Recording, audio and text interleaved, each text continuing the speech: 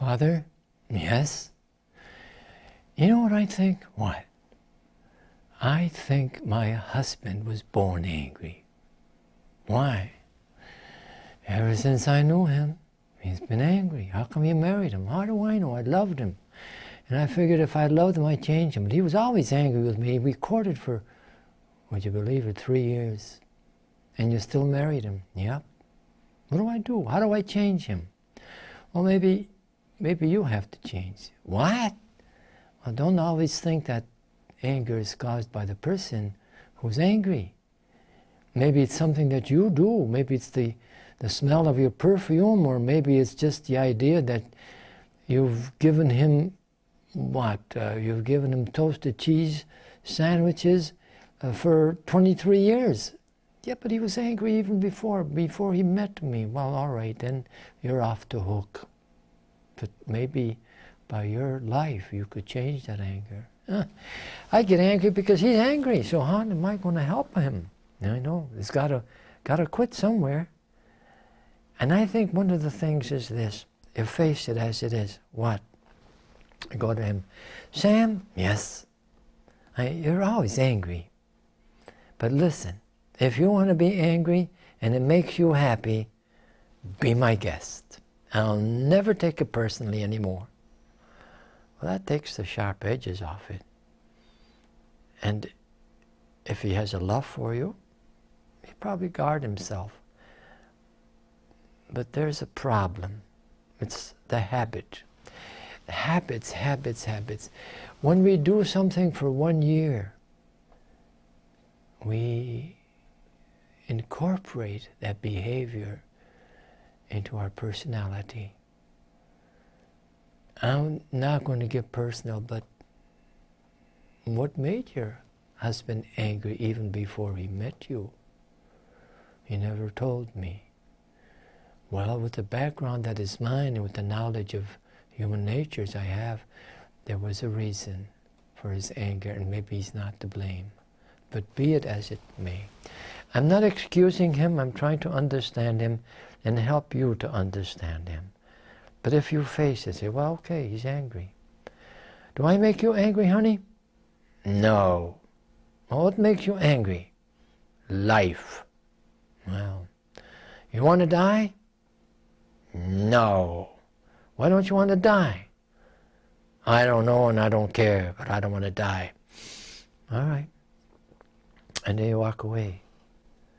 So anger is part and parcel of life because it comes forth from, it's a fact that we cannot have our way. And I do believe that there are people who are angry from the time they were born. Why? Well, just imagine. You're comfortable in a womb, in a home, nice, warm, air-conditioned and warm, very nice for 9 months. And you come out and somebody gives you a whack, and the lights, you can't even put your hands over your eyes, and the noises, you can't help but to become angry. But the challenge of life is, after we have been born and we found out we can't have our way, when my brothers and sisters take my toys and my mother spanks me because I said a naughty word, and I get angry very quickly. I learn to be angry because I don't have any resolution for things that are happening and I can't help them. Oh, do you ever think of broadening your scope? What does that mean? People are people. Everybody has limitations. And every person, additional person who crosses your path can give you just another reason to become angry and more angry. If you could accept people for who they are and the limitations that are theirs, if you can accept yourself for the fact that in your weakness you become angry and you make life miserable for others, then it would help. Angry. Yeah, but Jesus was angry. Now, wait a minute. Don't jump to that too quickly. There is a righteous anger. And Jesus did not lose his cool. He knew he was angry. He knew for their benefit he was angry, not as a reaction for their benefit and for his father's benefit, that they were selling stuff where they should not have been. So, to live with anger, what to do with it? And anger is connected with impatience, because impatience triggers anger. When you're impatient with the person in front of you driving 30 miles in a 55-mile zone, then you get angry. And when you finally pass that person, you blow your horn to let them know how angry you are. Does it make you feel better? Yeah. Are you happy with yourself? Yeah. Well, we don't realize that anger displeases God. You're hitting under the belt now. No, that's the reason we should not be angry. That God does not wish us to be angry. Because when we're angry, we hurt Him. We hurt His children. We hurt other people. To be angry. You know, some people get so angry they could kill. And they do. You have to be very, very careful with anger, because Satan gets behind it. And he could intensify it by putting thoughts into our mind which keep that fire of anger going through into our emotions. But what to do? Take life as it is. And let me tell you something. Anger comes when we don't have a cushion inside. We don't have a shock absorber.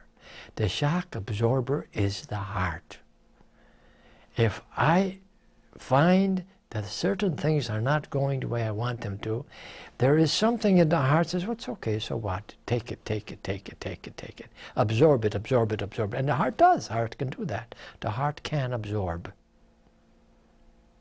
And if I'm not in my heart, and I'm only in my head, and the mind shows me, he should do that. She should say this. Why, God? Why? And I don't have an answer. Then my thoughts are connected with my feelings. So I blow my cork over and over again. It is just in driving, if I could contain myself and allow people to have their mistakes.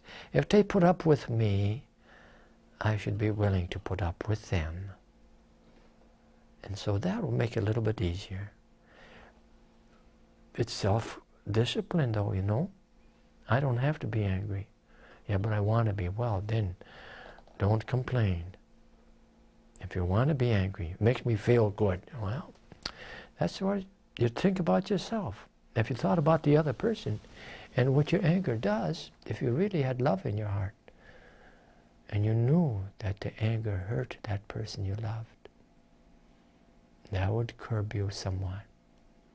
But remember, impatience leads to anger. First of all, we don't just dump ourselves into anger. Impatient, I'm impatient. And what is that? I lack patience. I want it now. I want what I want, when I want it, how I want it, now. My goodness, we live in this 20th century of technology, and we can't even have that now. Many things we have improved upon to have an instant, but you can't have everything instantly. Therefore, be long-suffering. What's that? Sizzle. Oh, come on, what's that? Take it. Yeah, but I don't want to take it. But you can tire it out. If you take the inconvenient situation and you ride with it, stay with it, it'll burn out. Really? Yes. If you stay with a big fish and you give line and you take line, ultimately you can get that fish in. If you stay with your impatience and don't try to compensate yourself or react to it, stay with it. Stay with it. Stay with it. Stay with it. And once you make the decision to stay with it, you are in charge.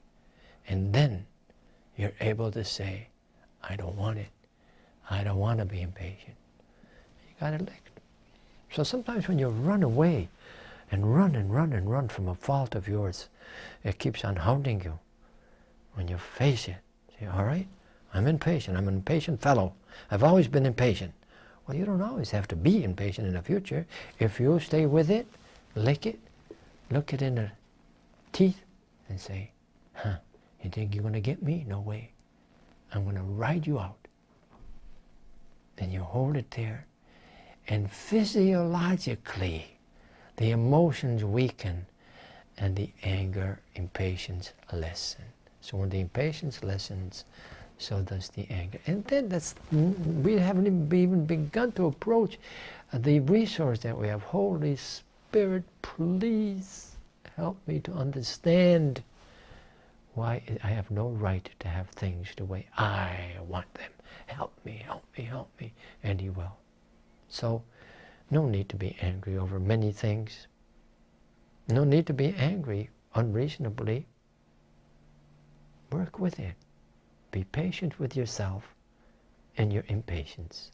And little by little, through your goodwill and a prayer life and contact with the Holy Spirit, anyone, no matter how long they've been angry, can become much more pleasant and much more gentle, much more understanding, and much more patient.